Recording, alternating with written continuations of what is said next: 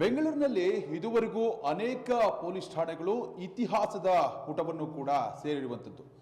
ಅದೇ ರೀತಿಯಲ್ಲಿ ಮತ್ತೊಂದು ಇತಿಹಾಸ ಪುಟವನ್ನ ಸೇರೋದಕ್ಕೆ ಹೊರಟಿರುವಂತಹ ಪೊಲೀಸ್ ಠಾಣೆ ಅಂತಂದ್ರೆ ಅದು ಶೇಷಾದ್ರಿಪುರಂನ ಆ ಪೊಲೀಸ್ ಠಾಣೆ. ನಾನು ಯಾಕಪ್ಪ ಸೆಲ್ನಲ್ಲಿ ನಿಂತ್ಕೊಂಡು ಮಾತನಾಡ್ತಾ ಇದ್ದೀನಿ ಅಂತ ನಿಮಗೆ ಸಾಕಷ್ಟು ಅನುಮಾನಗಳು ಕೂಡ ವ್ಯಕ್ತವಾಗುತ್ತೆ.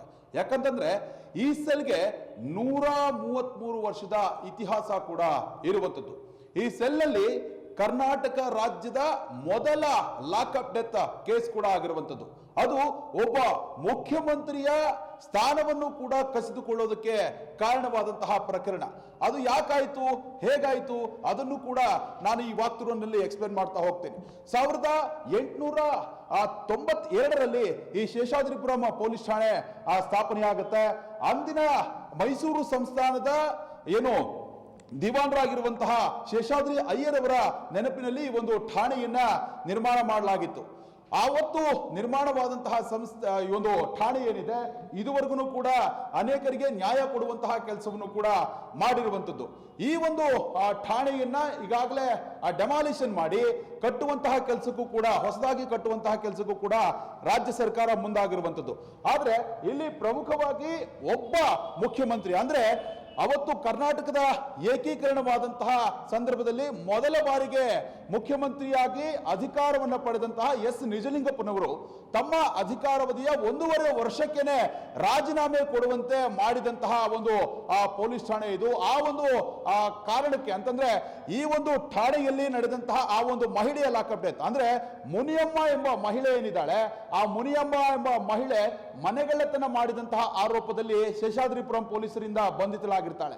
ಆಕೆಯಿಂದ ಚಿನ್ನಾಭರಣ ಎಲ್ಲಿಟ್ಟಿದೆಯಾ ಮತ್ತು ಈ ಬೆಳ್ಳಿ ವಸ್ತುಗಳನ್ನ ಎಲ್ಲಿಟ್ಟಿದೆಯಾ ಅನ್ನೋ ಒಂದು ಹಿನ್ನೆಲೆಯಲ್ಲೂ ಕೂಡ ಆಕೆಯಿಂದ ಕೆಲವೊಂದು ಮಾಹಿತಿಗಳನ್ನು ಪಡೆದುಕೊಳ್ಳೋದಕ್ಕೆ ಪೊಲೀಸರು ಆಕೆಗೆ ಒಂದು 3rd ಗ್ರೇಡ್ ಟ್ರೀಟ್ಮೆಂಟ್ ಅನ್ನು ಕೊಟ್ಟಿದ್ರು ಅನ್ನೋ ಒಂದು ಗಂಭೀರ ಆರೋಪ ಕೂಡ ಇರುವಂತದ್ದು. ಈ ಹಿನ್ನೆಲೆಯಲ್ಲಿ ಆ ಮಹಿಳೆ ಅವತ್ತು ಲಾಕಪ್ ಡೆತ್ ಆಗ್ತಾಳೆ. ಅದು ಕರ್ನಾಟಕ ರಾಜ್ಯದ ಮೊದಲ ಲಾಕಪ್ ಡೆತ್ ಕೂಡ ಆಗಿರುವಂತದ್ದು. ಅವತ್ತು ಗೃಹ ಸಚಿವರಾಗಿ ಪುಣಚ್ಚ ಅವರು ಕೆಲಸವನ್ನ ಮಾಡ್ತಾ ಇರ್ತಾರೆ. ಪ್ರತಿಪಕ್ಷ ನಾಯಕರಾಗಿ ಶಾಂತವೇರಿ ಗೋಪಾಲಗೌಡರು ಕೂಡ ಇರ್ತಾರೆ. ಮೈಸೂರಿನಲ್ಲೂ ಕೂಡ ಸೆಷನ್ ನಡೀತಾ ಇರುತ್ತೆ. ಆ ಸಂದರ್ಭದಲ್ಲಿಯೇ ಈ ಮಹಿಳೆಯ ಲಾಕಪ್ ಡೆತ್ ಕೂಡ ಆಗಿಬಿಡುತ್ತೆ. ಹೀಗಾಗಿ ಶಾಂತವೇರಿ ಗೋಪಾಲಗೌಡರು ಈ ಒಂದು ಪ್ರಕರಣವನ್ನ ಗಂಭೀರವಾಗಿ ಪರಿಗಣಿಸ್ತಾರೆ. ಇಡೀ ಸರ್ಕಾರವನ್ನ ಕಟ್ಟಿ ಹಾಕುವಂತಹ ಕೆಲಸವನ್ನು ಕೂಡ ಮಾಡ್ತಾರೆ. ನಿಮ್ಮ ಆಡಳಿತಾವಧಿಯಲ್ಲಿ ರಾಜ್ಯದಲ್ಲಿ ಮೊಟ್ಟ ಮೊದಲ ಬಾರಿಗೆ ಲಾಕಪ್ ಡೆತ್ ಆಗುತ್ತೆ. ಅದು ಮಹಿಳಾ ಆರೋಪಿಯೊಬ್ಬಳ ಲಾಕಪ್ ಡೆತ್ ಆಗಿರುವಂಥದ್ದು.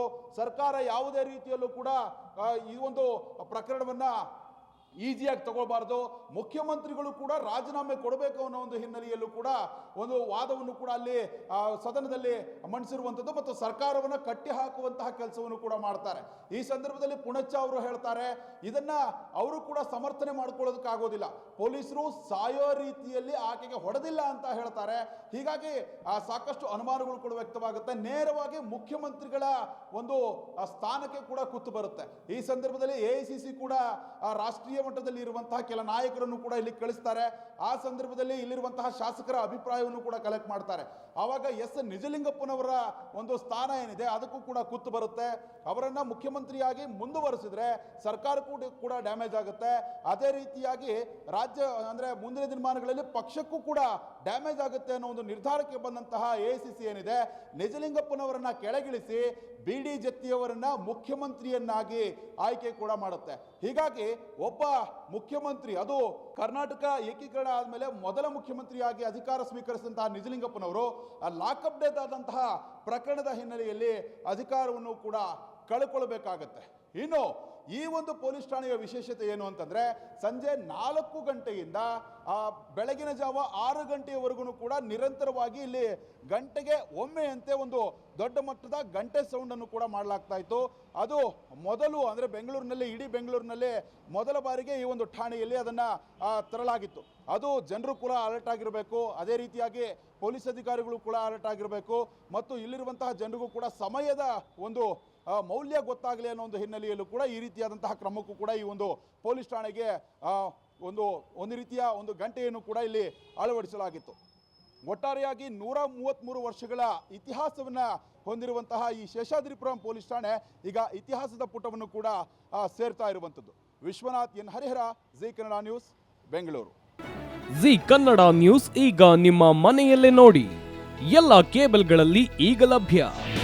ನಿಮ್ಮ ನೆಚ್ಚಿನ ಜಿ ಕನ್ನಡ ನ್ಯೂಸ್ ಈಗ ಸನ್ ಡೈರೆಕ್ಟ್ ನಲ್ಲಿ number 292, Tata Play number 1664, Jio TV number 1334, NXT digital number 30, N cable number 30, city networks 51, U digital number 162, GTPL number 17, Rockline telecommunications number 42, Shri Basaveshwara cable number 168, rural cable network 60, Vinayaka digital 57, Abhishek cable 821, city channel 53, Siddeshwara cable network 57, ವಿ4 digital infotech 628, Surya digital networks 53, Gajanan digital number 836, Malnad infotech private limited number